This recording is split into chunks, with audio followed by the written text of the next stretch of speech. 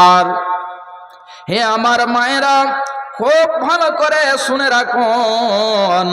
আজকে আপনি ভাবছেন আমার ছেলেটাকে যদি মাদ্রাসাতে না দিই, সে যদি কাজে যায় তাহলে 500 তো 1000 টাকা দিনে ইনকাম করবে। আর যদি আমি ওই ছেলেটাকে পড়তে পাঠাই, যদি আমি শিক্ষা অর্জন করতে পাঠাই, তাহলে উল্টে আমাকে আরো 200-300 টাকা দিনে খরচ করতে হবে। ভাই বাপজান আমার, আপনি মালের উপরে, ধনের উপরে, সম্পদের উপরে এত মায়া রেখেছেন, বিশ্বনবী বলছেন যে এই মায়ার জন্য ওদেরকে জাহান্নামে যেতে হবে। আল্লাহ রাব্বুল আলামিন বলছেন, ফাআম্মা মান তাগা ওয়া আসারাল হায়াতাদ দুনিয়া, যারা পৃথিবীর জীবনকে প্রাধান্য দেবে, তারজিহ দেবে, ফাইন্নাল জাহিমা হিয়াল মাওয়া, ওদের ঠিকানা হবে জাহান্নাম। ওদেরকে জাহান্নামে যেতে হবে, ওদেরকে জাহান্নামে জ্বলতে হবে। তাহলে ভাইজান বাপজান আমার, আপনি পৃথিবীর জীবনকে প্রাধান্য দিচ্ছেন, আপনি পৃথিবীর জীবনকে তারজিহ দিচ্ছেন। যদি আপনি প্রাধান্য দেন তাহলে আপনাকে জাহান্নামে যেতে হবে, জাহান্নাম আপনার ঠিকানা হবে। তোমরা রেখো গো স্মরণ, একদিন হবে যে মরণ। তোমরা রেখো গো স্মরণ, একদিন হবে যে মরণ। শয়তান তোমাদের শত্রু বটে বলে নিরঞ্জন, তোমরা রেখো গো স্মরণ, একদিন হবে যে মরণ। প্রথম নবী জান্নাতে ছিলেন, সঙ্গিনী হাওয়াকে পেলেন। প্রথম নবী জান্নাতে ছিলেন, সঙ্গিনী হাওয়াকে পেলেন। চক্রান্ত করিয়া শয়তান খাওয়ালো গন্ধম, তোমরা রেখো গো স্মরণ, একদিন হবে যে মরণ। তোমরা রেখো গো স্মরণ, একদিন হবে যে মরণ। ইব্রাহিম এক নবী ছিলেন, ইব্রাহিম এক নবী ছিলেন, কুরবানির আদেশ পেলেন। আরাফাতে যাওয়ার সময় ধোঁকা দেয় শয়তান, তোমরা রেখো গো স্মরণ, একদিন হবে যে মরণ। তোমরা রেখো গো স্মরণ, একদিন হবে যে মরণ।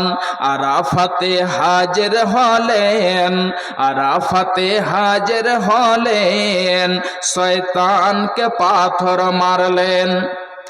ইসমাইলের পরিবর্তে দুম্বা হইল কুরবান, তোমরা রেখো গো স্মরণ, একদিন হবে যে মরণ। ইসমাইলের পরিবর্তে দুম্বা হইল কুরবান, তোমরা রেখো গো স্মরণ, একদিন হবে যে মরণ। তোমরা রেখো গো স্মরণ, একদিন হবে যে মরণ।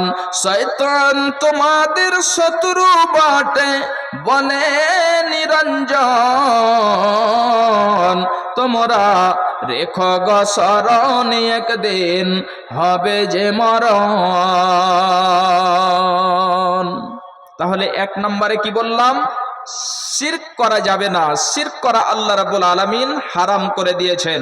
অনেক গুরুত্বপূর্ণ বিষয়, খুব ভালো করে শুনুন। 2 নম্বরে আল্লাহ রাব্বুল আলামিন বলছেন, ওয়াবিল ওয়ালিদাইনি ইহসানা।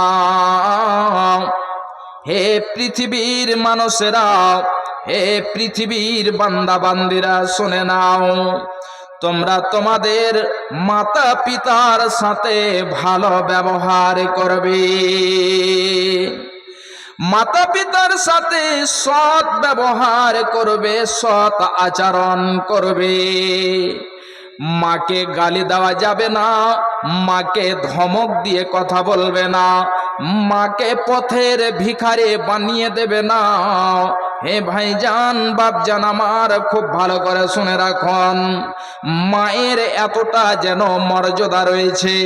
একজন সাহাবী বিশ্বনবীর কাছে এসে বলছেন, বিশ্বনবী গো, আপনি একটু আমাকে বলে দিন, পৃথিবীতে যত মানুষ রয়েছে এই মানুষদের মধ্যে সবচেয়ে আমার সেবা, আমার যত্ন পাওয়ার কে বেশি হকদার? বিশ্বনবী বলছেন, উম্মুকা, তোমার মা।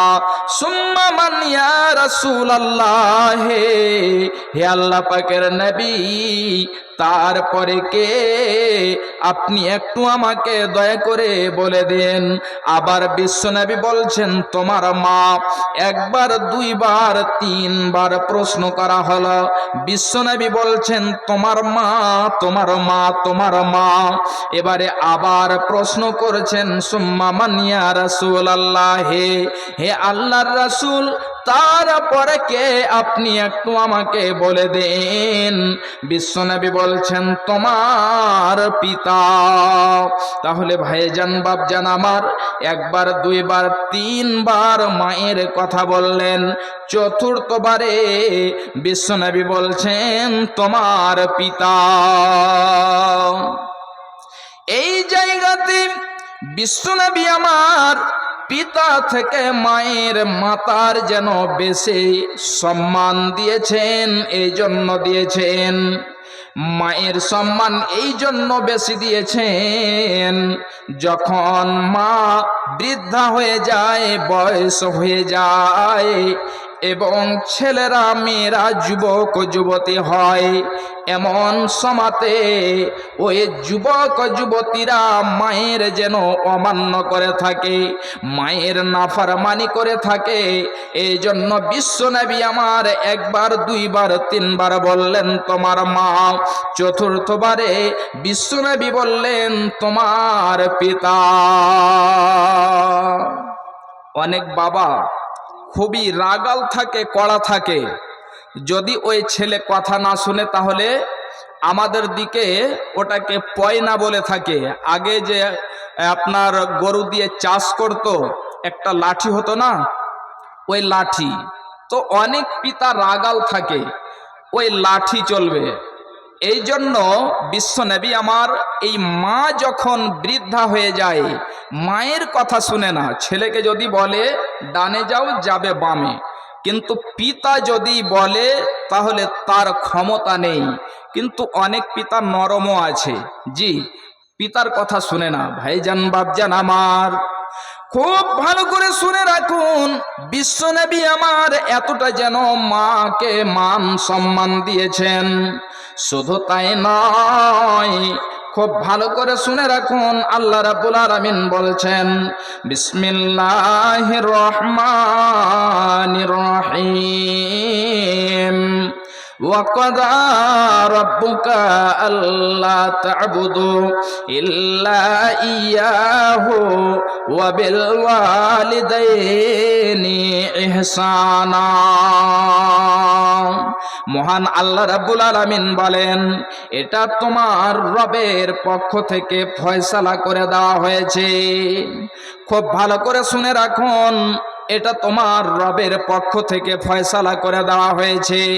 আল্লাহ ছাড়া আর কাউরের ইবাদত করা যাবে না। এক আল্লাহর ইবাদত করবে, এক আল্লাহর উপাসনা করবে। অতঃপর আল্লাহ রাব্বুল আলামিন বলেন, তোমাদের মাতা পিতার সেবা যত্ন করবে। আল্লাহ রাব্বুল আলামিন বলেন, হে পৃথিবীর বান্দা বান্দিরা শুনে নাও, যদি তারা দুইজনই থাকে, মা থাকে আব্বা থাকে, দুইজনই থাকে, তাহলে দুইজনের সাথে ভালো ব্যবহার করতে হবে। যদি একজন থাকে তাহলে একজনের সাথে। যখন তারা বৃদ্ধ বৃদ্ধা হয়ে যাবে তখন তাদেরকে উপশব্দটিও বলবে না, তাদেরকে ধমক দিয়ে কথা বলবে না। শুধু তাই নয়, আল্লাহ রাব্বুল আলামিন বলছেন, ওয়াকফিজ লাহুমা জানাহাজ যুল্লি মিনার রাহমা ওয়া কুর রাব্বিরহামহুমা কামা রাব্বায়ানি সগীরা।